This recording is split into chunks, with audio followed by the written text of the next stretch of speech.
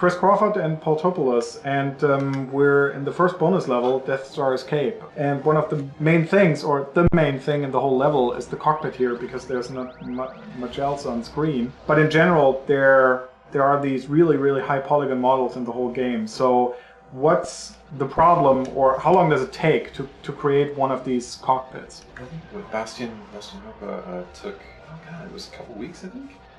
But it was just finding good reference material and just being, it was a pretty big task because it was 3 big paintings, the largest kind of paintings that we could have in a game, plus a whole lot of geometry and just a whole lot of buttons and illumination maps, and then we figured out that we needed to put some bump maps in there as well. Yeah. What's the was there controversy, because obviously Rogue Squadron had cockpits, Battle for Naboo didn't have cockpits. So early on, was there right away everybody was settled on cockpits, or? Well, to me, it's the cockpits make a huge difference. I mean, they did on the original Rogue Squadron. I mean, I think that the fact that we were able to pull off so many so quickly, I thought was really a good testament to our modelers. Yeah. What's the special trick about making a cockpit or a Star Wars model, maybe in general, because in the cockpits you probably have the best examples of that, to look like classic Star Wars? I think mainly the big thing is to tell a story, a visual story of how these things have been used. I mean, it's not like Star Trek or 2001, which have a very sterile feeling to it. I think part of the biggest thing is to give some sort of logical sense that the thing's been used, and just sort of beat the pants off of it with scratch marks and paint scraping off and all that kind of stuff, which I think is very unique to Star Wars, where it feels like a real world, very livable. How do you avoid the 70s cheap look, the Space 1999? Well, I thought, to me, the funniest thing was looking back at the reference and seeing that there was some cheese there.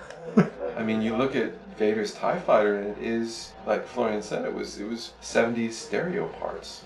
It was knobs and things, and I think that's one of the interesting things about the game, is that looking back at the reference, that there was some pretty cheap stuff. But it's not how people remember it, and so for us to do some stuff traditionally the way it was, it does look a little bit 70s-ish.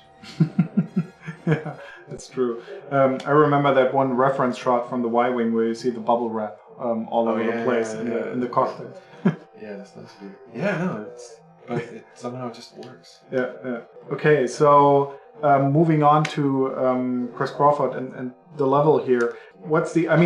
It's just gunning down stuff. How do you create one of that levels? Well, actually, the cockpit itself is just sitting out in space. There isn't actually a Millennium Falcon out there at all. It's strictly just the cockpit.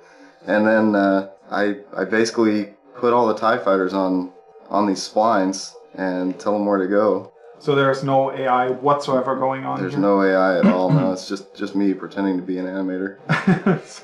So basically, the player who's really, really good can learn this 100%, right? That is true. Yeah. So if you want to get a gold, you just have to get absolutely perfect about it. Yeah. Paul, one of the main things everybody was joking about during the production was, of course, that everything is monochromatic. Is Star Wars really just gray and white? Well, yes. No.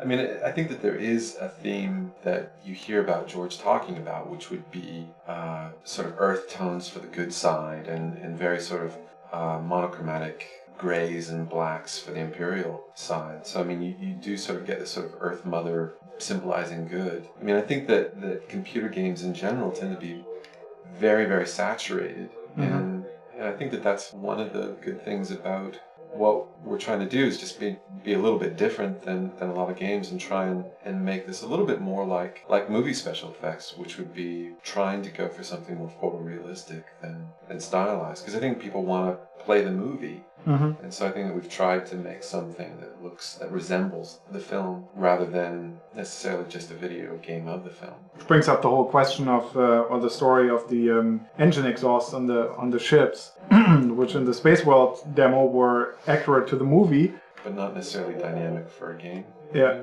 Then they were dynamic for a game with a huge petition of fans, an outcry of fans who wanted to have it like the movie. Right. Well, and you're always telling me that it's a game, not a movie.